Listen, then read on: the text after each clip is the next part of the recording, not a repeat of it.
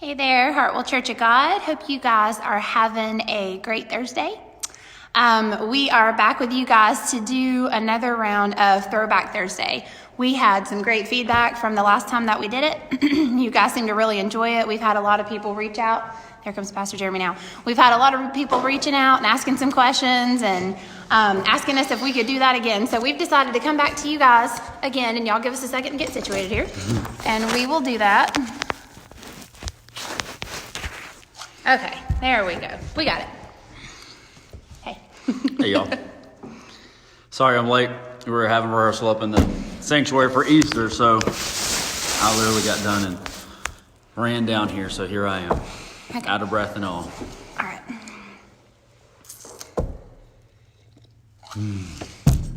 I hope y'all have had a good week, a good day, and enjoying Passion Week so far. I know we are. We're having a good time and staying busy. I hope you guys are excited about Easter because we've got a lot of good things going. We're doing our best to have an Easter service like we normally would here, just, obviously with you guys live streaming. But we are doing some things as much as we can, and we're excited about it. But we wanted to take a few minutes, kind of just continue what we started last week. We talked about Throwback Thursday, and we did some things where we kind of showed you every baby picture we could find.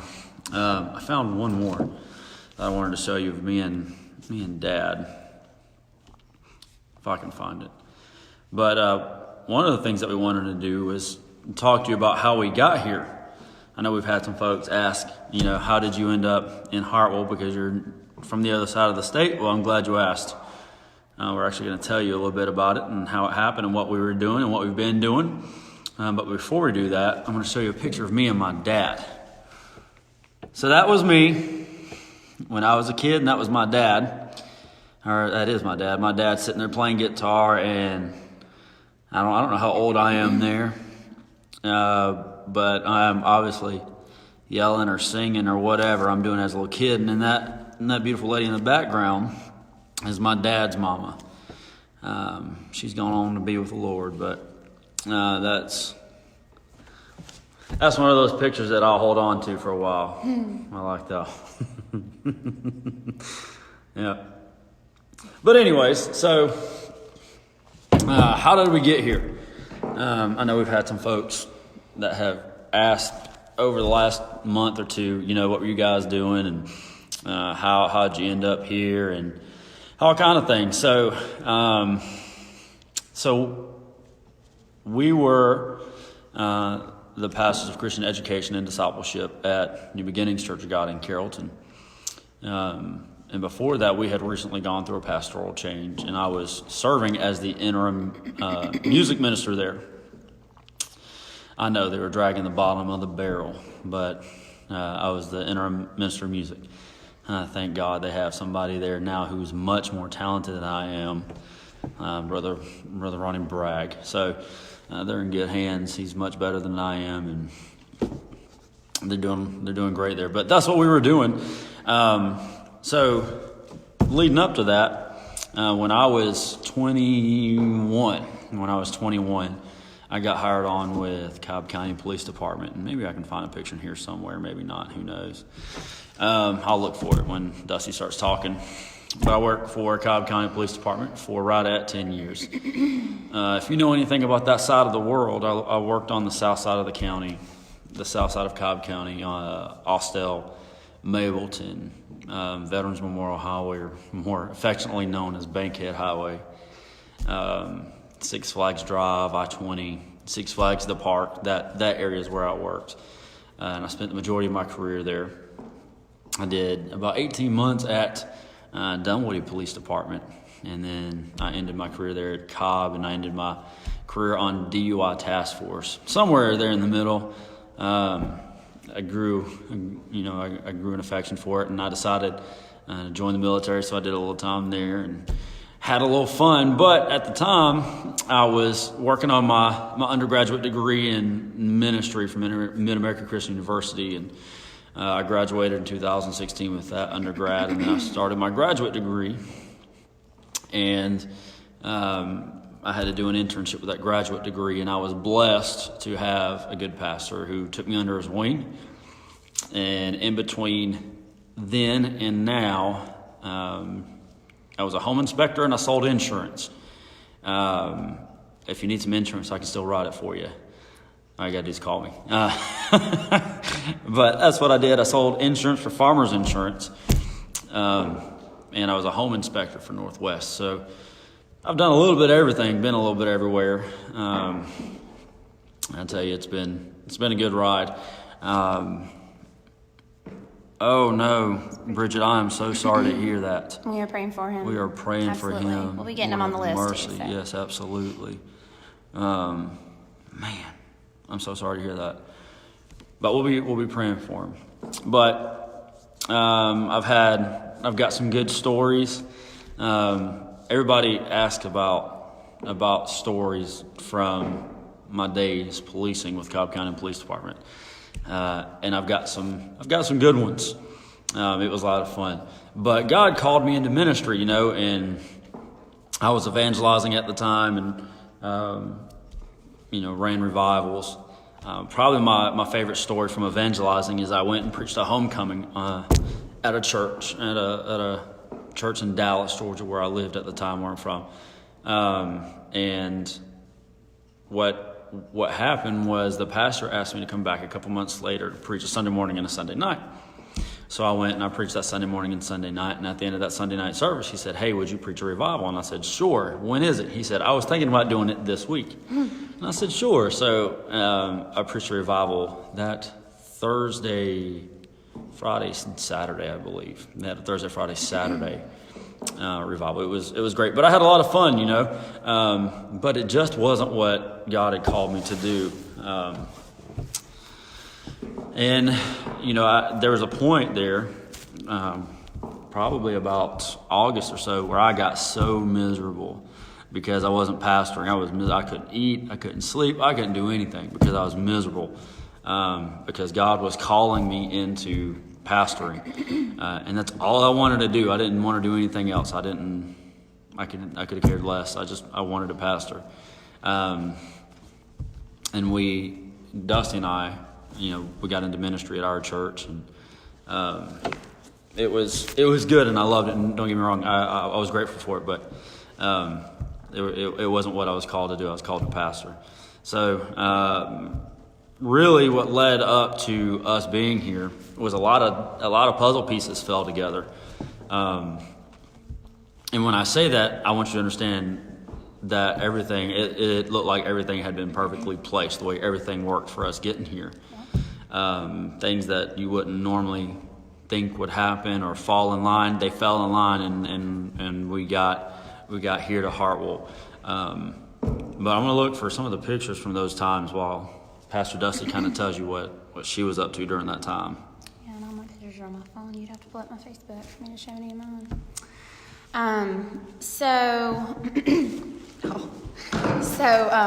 He opens up his phone, and the first thing that comes up is our Jack Russell laying out in the sun. I love it. So as Pastor Jeremy has, I think, told you guys several times, looking back on it, I probably started into ministry when I was right at 17 years old. That was when I took my first Sunday school class. At age 17, I took I believe it was K4 and K5 kids at the church that I had been at with my family for several years, and that was kind of my opening into it. Up until then, our church actually had a ministry that I fell in love with, and it was really just part of growing up for us, where we got up on Saturday mornings and we went out knocking on people's doors and inviting them to church and telling them about Jesus. And as far back as I can remember, my family did that. My sister started a bus ministry when I was little, so I used to get up on Saturday mornings and go out with her visiting bus kids. And then when I was in high school, my mom and I actually worked as a team. I'm going to interrupt her. We were talking about me as a police officer. I didn't have any facial hair. I had to shave everything. Look at that handsome guy. So that was me. That is in September of 2016. I was much more tan, much more in shape, much thinner. I looked younger. I looked like a kid there. Anyways, Go ahead. I'm sorry. I like that picture. What was I saying?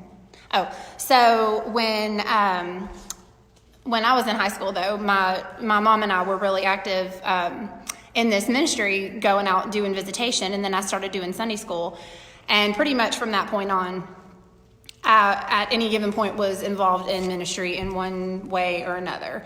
I've done young adult Sunday school classes. I've done newlywed Sunday school classes.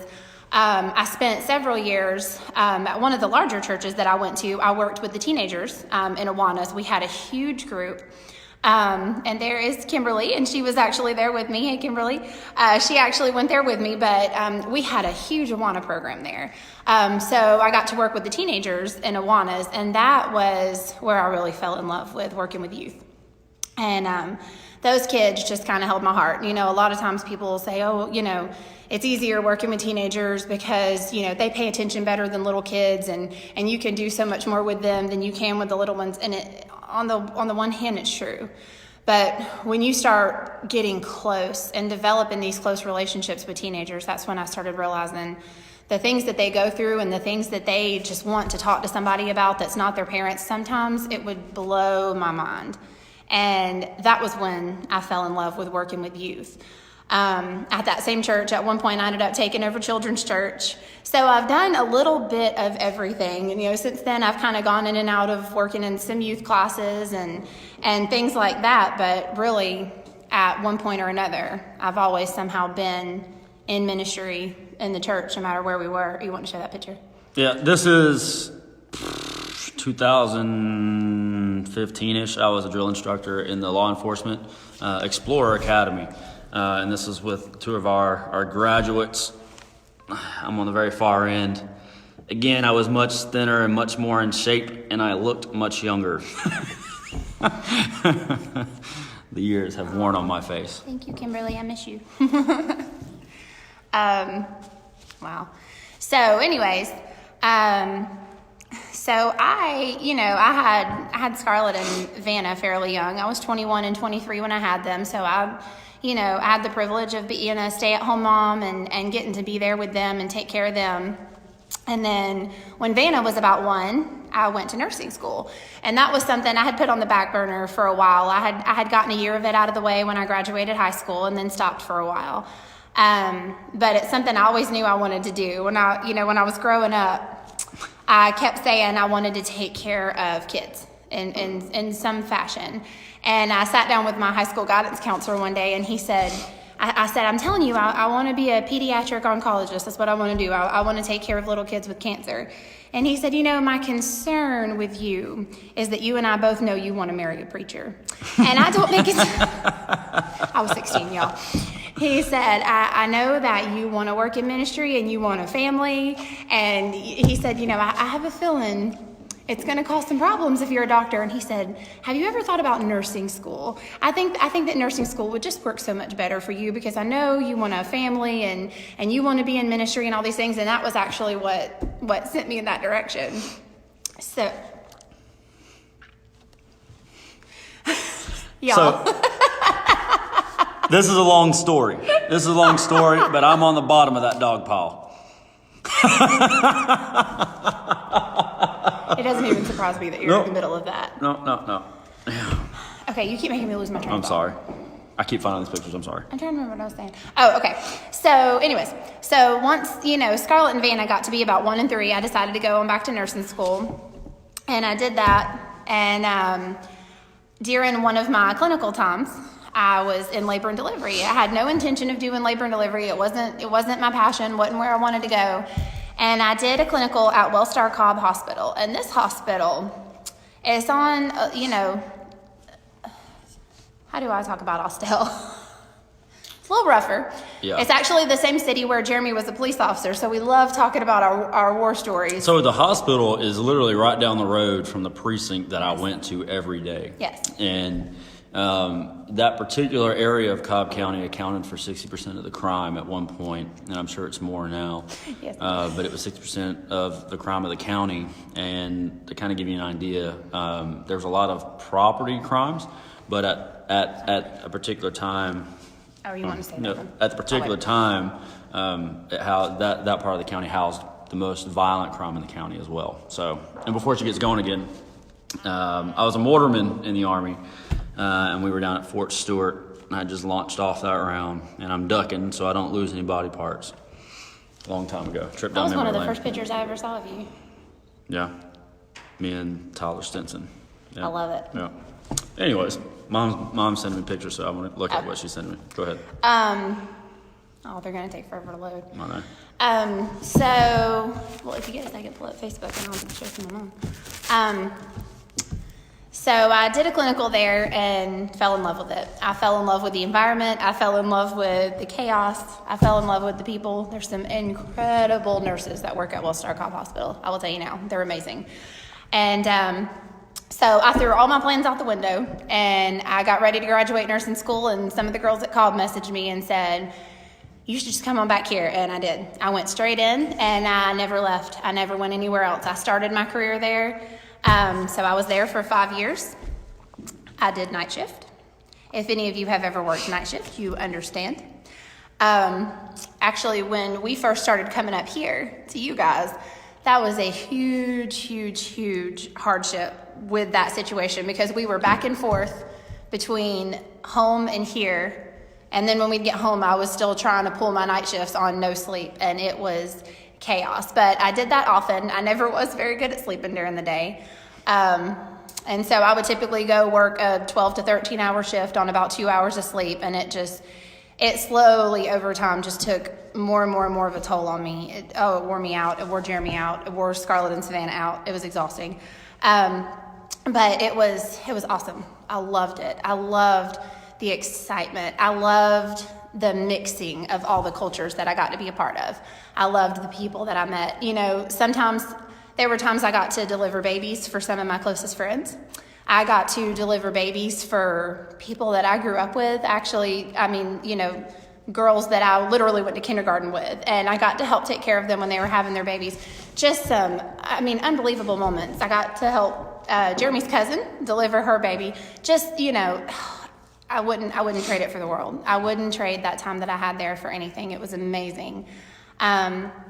But even through all that, you know, God kept my heart tender towards ministry.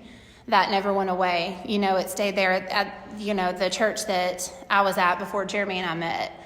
I was working back with the children in the children's ministry there, and really involved there, and just loved it, loved every minute of it, loved the people. I don't think I ever really knew how to just be a member of the church without actually being involved somehow.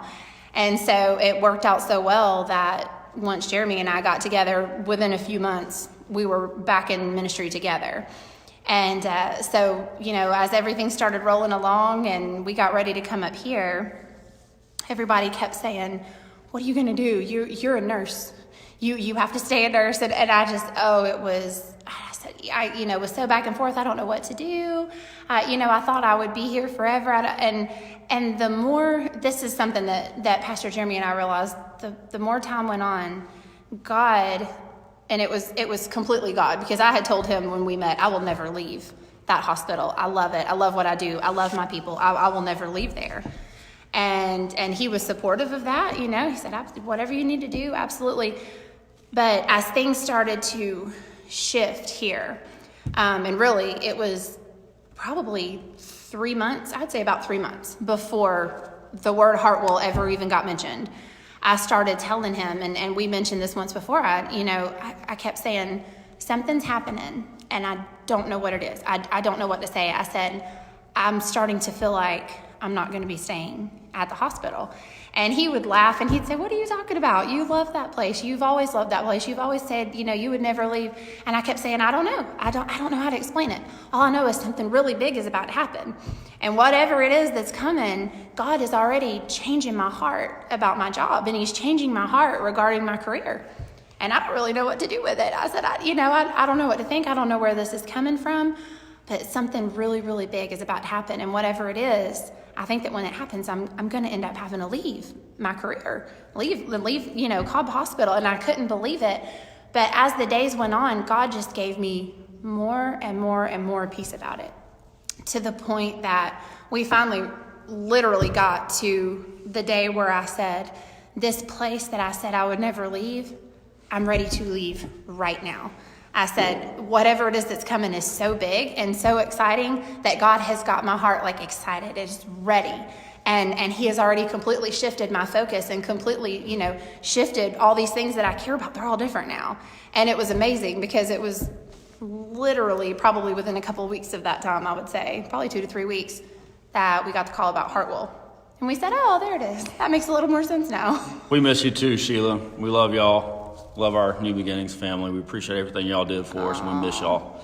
But around that time frame, in 2018, was it 2018? No. I don't know. I got licensed in the Church of God, and 2019. That was early 2019. Okay. All right. I got licensed in the Church of God, and then that summer, we were at New Beginnings Church of God, and we went through a pastoral change. It was nothing bad. It was good terms. In fact, I try and keep in contact with Brother Jeff, and then when God spoke to him, and we went through the change. So I talked to Bishop Madden, and I told him, I said, Bishop, my heart is in ministry. My heart is in pastoring, and I told him, I said, I've evangelized for 5 or 6 years. I've been around and preached, and I've loved it. And, I never thought I would stop evangelizing. I just thought that's how I loved it so much, but God moved my heart. And I talked to him and I said, I feel like God is moving my heart in a different direction towards pastoring. So Bishop Madden was very, very receptive. And he said, I hear you. He said, I'm going to keep you in mind. We're going to pray that God will open up something. And then, God sent Pastor Scott and Chrissy Crow to New Beginnings. And right about that time, when they got there in September, about middle of October, I got miserable. I got miserable, and it wasn't anything anybody did. It wasn't the church. It wasn't the pastor. It was just God was dealing with me about things, and I was having to accept things that, I was having to accept different things that God was putting on my heart. And Pastor Scott was very, very helpful during that time, and he guided us and helped us, and we had the opportunity to talk to Bishop Joey Grizzle about these things. And then it was kind of funny. I'll tell the story about, I was talking to Pastor Dusty. I was telling Dusty, I said, whenever the church comes open, I said, I just feel like when it comes open, we're just going to have to go. And she said, well, I've never lived more than 10 minutes from home. And I said, and God is my witness. I said, it could be that we have to go up to Hartwell, Georgia. And this was back in October. And I said, that's 3 hours away from where we live. And if it opens up, we're going. Had no idea. I remember when you first said it, I said, I don't know what a Hartwell, Georgia is, but it sounds like it's more than 10 minutes from my mama. And you just kind of had this look of panic on your face. But and I just said, we're going. And had no idea, no clue whatsoever. And then, we talked to Bishop Grizzle in November, December, somewhere around there. And then Bishop Madden calls early January. And I'll never forget, he called on a Wednesday. He said, hey, there's an opening at Hartwell Church of God. I want you guys to be a candidate. And I kind of just stopped in my tracks because I had just got done telling her. I had no clue it was coming open. So, in everything, the way it worked with her job, the way it worked with my job, I had a good boss. I sold insurance for farmers, and my boss was he was very, very, very flexible and very helpful.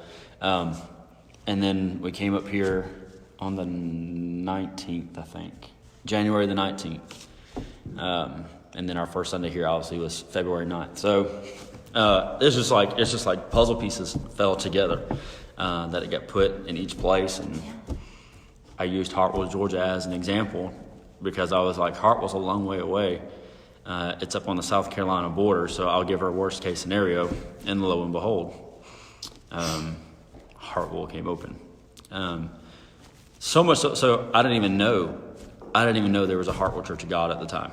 No clue. I didn't know there was a Hartwell Church of God, and there's a Hartwell Church of God, and here we are. But that's kind of how we got here, and that's kind of how everything led up and what we were doing when we got here. I was thinking about funny stories. I'm gonna tell you a funny story about when I was policing. So I was 22 or 23. I was 23 when this happened. I was a young police officer, and I was still learning my way around the area that I was assigned to. And I was young, and I was on fire. I was ready to go. I was ready to be the police. Well, I had this old raggedy Crown Vic. The new guys got the worst cars. And this car, you know how police cars have lights on the front. Well, these were actual boxes. They weren't even in the grill. That's how old this car was. They were just boxes that were lights. And the speaker on the front, on the push bumper, the big speaker, you guys, you've seen them. So we go to this call. It's a burglary in progress. And I'm super excited because I don't really know where it's at, but I know I'm close. I know I'm close enough to go. And I still ended up being the last one there. So I pull up my map book, right? And I'm flipping through the pages, and I'm thumbing through there. I'm trying to find it. And I see a road that connects to that road. And I was like, I know where that road is. So I hadn't been down this road very much, right? So I've got this old Crown Vic tapped out. I'm talking about the pedals on the floor. I'm flying. I mean, I am getting down the road. I'm getting ready to save the world. So I turn on this road that I haven't been on very much. And every 20 feet, there's a speed bump. And I'm talking about, I'm like Dukes of Hazzard down this road. I'm hitting these speed bumps at like 60 miles an hour. And me and this Crown Vic are getting airborne going down this road. Because every time I get past a speed bump, I'm like, all right, good, I've got the rest of the road. And by the time I get there, there's another speed bump. And I'm at the point now where I don't know where I'm at. I know I'm just hitting speed bumps. The bag in the passenger seat's flopping all over the place. I've got stuff flying across the car. I mean, I'm talking about I'm getting down the road, right? So I pull up. Oh man, I pull up to this house. I pull up to the house, right? And I see my sergeant out there, Sergeant John Love, who taught me a lot. And you've got to know Sergeant Love. He's got an awesome sense of humor. It's just some people get it and some people don't. He's got a high and tight, and he's real squared away, just real professional. So I roll up at this house, and I've done hit 84 speed bumps at 60 miles an hour. All of my stuff is dumped out on the floor. My drink is spilled. I don't know where my sunglasses are. The computer that's in the middle had spun all the way around. It didn't matter. I get out of the car, and Sergeant Lowe's looking at me, and he's like, "What happened?" And I was like, "What do you mean?" He's like, "What happened?" Y'all, I got up, both of those boxes, the lights and the speakers had come off the push bumper and were hanging by wires across the front of the car. My brakes were smoking. Snow was just hanging off my car by wires. just dangling. I can so see this. I was just happy I made it. I didn't care. I was just happy I made it. It didn't matter to me. Oh, man. Oh, my word. Yep. Yep. Good times. I got nothing. I can't really tell any stories from L&D without grossing everybody out, so I got nothing. There's not a whole lot I can say. I was never even allowed to talk about work. I would come in and Scarlett would try to ask me how my day was, and I would say one word that struck her just the wrong way, and she would say, "Mommy, you're disgusting. Please don't talk about your job." So I won't do that to y'all. I will spare y'all. There's just not much I could say. I ripped my pants one time. When you're a young police officer, so towards the end of my career, right before I went to DUI task force, I was a field training officer, and I would train the new recruits that came out of the academy. Cobb County Police has their own academy, so, it was one of those things where I liked it. But when you get towards the end of your career like that, or in the middle, you are smarter and wiser, and you don't do things the same. But when you're young and you're new, I mean, you're ready to go. You're ready to go. I mean, you're living the life. You know what I mean? You're living your best life at that point. Well, when was it? It was early in my career. We had gone to this house a couple of times, and they had some problems. It was one of our problem houses. Well, we go back because the guy that we were looking for, apparently went back. Well, I'm on the other side of the house, and I hear a chain link fence. So I go to the fence, and I look, and the guy had left the house and jumped the fence. There's no way I'm going to catch up with this guy. But in my mind, I'm going to catch him. So I jump that fence. I go to the next fence. I jump that fence. It's a barbed wire fence, right? And at this, again, at 23, like, I'm in great shape. I'm a young kid. I'm in great shape. I'm probably 160 pounds soaking wet at that point. And I'm just leaping these fences. I look like a deer, just long legs and everything. So I get over the fence, the barbed wire fence. And I feel something get stuck. And I was like, no big problem. It's just my belt. I thought the back of my belt had gotten caught. Well, I go running, and there's a big pond. I go around the pond, and I'm running, and I've lost sight of this guy. But I come around this tree, and I see the guy sitting on the ground, and he's out of breath. I mean, dude's out of breath. And I'm like, oh, I found him, right? Well, I look at him, and he looks at me, and we have this staring contest for a second. And he looks at me, the bad guy looks at the police officer and says, "What happened to you?" I said, "What happened to you?" Right? I didn't know what to say. I was confused because he was checking on me. That's not how this thing works, right? You've never watched Cops before? So he's like, "What happened to you?" I was like, "Get on the ground." So I get him in handcuffs, and I stand him up. Y'all, no joke. I had a rip down the back of my shirt about that long, right? And I thought, no big deal, war story, no problem. Well, the reason he asked me what was wrong or what happened to me is because when I came over the fence, the first thing that hit it was my belt. Well, when my belt came loose, the barbed wire grabbed the back of my pants. And I looked like I had, those jogging pants that button up that you can rip off. My pants looked like that.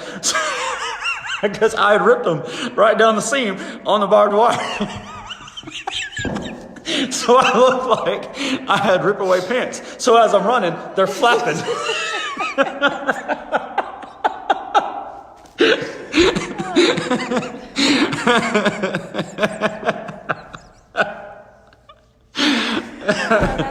So to add insult to injury, I've already ripped my shirt. I've ripped my pants. I look like I've got those breakaway pants on, and they're just flapping in the wind like a flag, flying in the breeze. I had to take this dude to the hospital, right? So it was nothing that I did, but he was intoxicated, so by policy, I had to take him to the hospital. So I took him to the hospital because, he's pretty intoxicated. So take him to the hospital, looking for clearance to get into the jail. Every nurse that came by there didn't care about him. They asked me about me because my pants... Because my pants, every time I'd walk, they were just swinging. It wasn't like a small rip. It was like that long. So they were just flapping, boy. You could see my leg and everything. You could see my socks. It was awful. And the worst thing about it was that I wore shirt stays because I was real particular about how I looked. In uniform, I didn't want to look like I was all tore up. So I wore shirt stays, 2 on each side to keep my shirt tucked in. Well, you could see the shirt stay.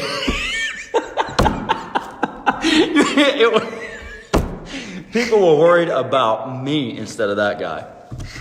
Oh, that's great. Oh, I love it. Lord have mercy. Yeah. That's hilarious. Yeah. Wow. Good times. Good times. But yeah, that's kind of how we got here. And I know that, again, it's a difficult situation because, we got here and then a global pandemic breaks out and we've only been around you guys for 2 months. So it's hard for us to get to know each other. So we're trying to take some time and we're trying to get to know you guys and to talk and have a dialogue back and forth. But, I have no doubts in my mind that everything that we went through and everything that we had to go through. And I can go back to certain times and I can show you lessons that I learned in the year leading up to that, lessons that I learned that I knew that God was preparing me for something bigger. There was a chain of 4 months or so, where I learned a lot of lessons that weren't necessarily what you should do, but what you shouldn't do. And I had to learn them. And I knew that when I was learning, when I was going through it, that I was learning these things so that when God got me to where I was going, I would have more knowledge. And it was a season of learning for me, and it was a season of me growing. And it's something that I'll never forget. It was probably one of the toughest things I've had to go through, but I'll never forget it. And, one of the things that I always talk about is that when Dusty and I met, I had gone through about an 18-month season. That was the hardest thing in my life. But everything that I've gone through has led up to this point. And that's why when I talk to people, I had somebody who doubted this whole process. And I get it. She didn't know. She didn't have that insight. God hadn't spoken to her because it wasn't her calling. But she doubted it. And what I really appreciated was the fact that I had gone through so much and I had been through so much that I knew that there was without a shadow of a doubt, that God was preparing me and preparing us for this season. So that's where we're at, and that's kind of how we got here. Yeah. And, really, like I said, I wish that I could sit there and tell a bunch of fun war stories about L&D nursing, but I promise you guys would not want to hear it. But something that, that I have said for a long time, and I even, mentioned it briefly just a few minutes ago, is how the years that I spent in nursing, how they shaped and molded me and some of the experiences I had to go through, how it changed me literally into a completely different person. Just some of the things that my eyes were open to from some of the situations that I was in. There was one night, I'll never forget it. Pastor Jeremy mentioned the other day, he said something about we had a few people that were watching some of our videos that were Muslim. And, a lot of times, and we've been around, people and churches and even Christians, that way that are, we don't want to talk to them. We, don't have anything to do with that. But when you do what we did, when you work as a police officer and as a nurse, you don't have any choice. And you find yourself becoming a part of things going on with these people, and it shifts your focus, and it shifts the way that you look at these people and how you interact with them, and it's awesome. But I had this one night, I was fairly new at nursing, and I was taking care of a family. It was a Muslim family. I believe they were from Turkey. Awesome family. And they asked me right off the bat. The dad did. He said, you're probably a Christian, aren't you? And I said, yes, sir, I am. And he joked about it. He said, it's okay, we'll put up with you. And I said, okay. And I spent the next 12 hours with them, and you guys, they were incredible. They started asking me questions about the Bible. They let me ask them questions about what they believed and why they believed it. They were so receptive. Like they wanted to hear about it. And then when the baby was born, I laughed about it, and we had the best time because everybody in the room was completely covered in black. The only thing that you could see was their eyes, and it was so intimidating for me. And I kept looking around, and the mom was having fun with it. She was laughing. She kept saying, they really like your hair. And I said, please, I'm so freaked out. She said, I know you are. But they had a great time with it. But at one point, the entire family surrounded me because I was holding the baby. And it was a few men and a few women, and they made a circle around me, and they started praying in Arabic over the baby. And I'm telling you, it was the most uncomfortable I've ever been in my life. I didn't know what to say. I was just standing there holding the baby, kind of looking around, and they got done, and the dad said, "Did that make you very uncomfortable?" And I said, "It did." And he said, "I'm sorry. Thank you for being a good sport." And he said, Would you like to pray over our baby too?" And I said, are you serious? You would really let me do that? I said, I don't believe the way that y'all believe. And he said, "It's okay." He said, you can have your prayer over our baby too." And y'all, I got to stand there in the middle of a room probably full of about 11 or 12 devout Muslims and pray out loud to God over this baby. I kid you not, one of the coolest moments of my life. But, situations like that you have as a nurse, I feel like so many of those things got me to a point where I was able to kind of step out of the picture from anything I had normally been able to do. I could kind of step back and say, everybody comes from something different. We can't just look at everybody and say, "Well, you don't believe like I do, so I'm not going to waste my time on you." Or, I think you believe this way and this way, so, I have this preconceived notion about you, and I'm not going to waste my time. Because so often we tend to do that. And when you spend so many years as a nurse, it breaks down that barrier, whether you want it to or not. It's just something that happens. So for me, that was something, even all the way through, I kept thinking, when I come out of this, I'm going to be a completely different person. And I kid you not, I came out of it a completely different person, because it completely changed my view of people that believe differently than us, and how we still can show love to them, and how we still, should be so receptive of them, and not be afraid to talk about the Lord with them. It's just incredible. Yeah. Well, I mean, and I think that's part of our own vision here is, I don't care what your background is, and I don't care where you've been or what you've done or what you've gone through. I could care less. And the fact is that we've been around folks because of what we did in public service from every walk of life. And I don't care who you are. You won't get turned away here. You may not live the way that you should be, and that's fine. That you're accepted here. That's why church is here. And that's what we tell people. You may not be living the way you should, but that's okay. Yeah. We get you into church, and God will do the rest. And that's the way we look at it. And even, to the folks, the Muslim folks that they catch us every now and then, I tell them the same thing. I love you, and you're welcome here. We may not believe the same, but you're welcome here, because God didn't tell me that I had to change folks. He just told me that I have to show them Jesus and let him do the rest. So that's what we do, and that's why we're here. But we're excited to be here. We love being here, and we love the folks here. And this is home, and all of our family, they're on the other side of the state. So you guys are our family. This church is our family. You're the only family we have here. So we're super excited about it. But tomorrow is Good Friday. We will have our Good Friday service at 7 p.m. I want you guys to be on Facebook for that. We'll stream that as well. I'm very, very excited about it. I'm very excited that we get to do that. And then obviously, again, Saturday at 7 p.m. I've got something special that I'm excited about, sharing with you guys a devotion that we're going to do Saturday night. And then Sunday morning at 7 a.m., we're doing our Easter sunrise devotional. I'll be right out here in front of the church, rain or shine. I don't care. It could be pouring down. It could be storming. I'm going to be outside giving you a devotion. And we'll do our best to watch the sun come up. We miss you too, Ken. I miss you too, buddy. We miss you a lot. And then we'll have our Easter service. We'll have our Easter service at 10:45.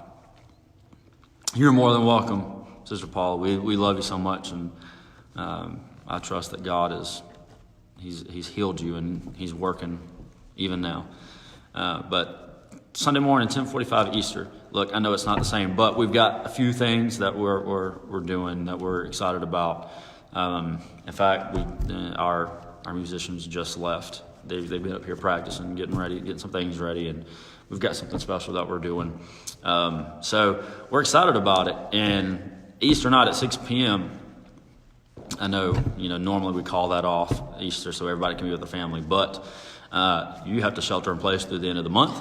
So that means you're going to hear me preach tomorrow, or Easter night at 6 p.m. So we'll be here doing that. But we love you guys so much. I enjoy our time together, especially this time getting to talk and just kind of relax and be together as a family. But I'm glad that we had this time. I love y'all so much. We're excited we're excited about what God's doing here. I know, I believe it in my heart, I feel in my heart that God is up to something here at Hartwell Church of God, and I think he's up to something, period, with everything that's going on. So we love you guys so much, and if nothing else, we will be here in the sanctuary tomorrow at 7 p.m. Tune in, be with us on Facebook Live until we can get back together. Be with us on Facebook any way you can. But we love you, we're praying for you, and we will talk to you soon. Bye, guys. Love y'all.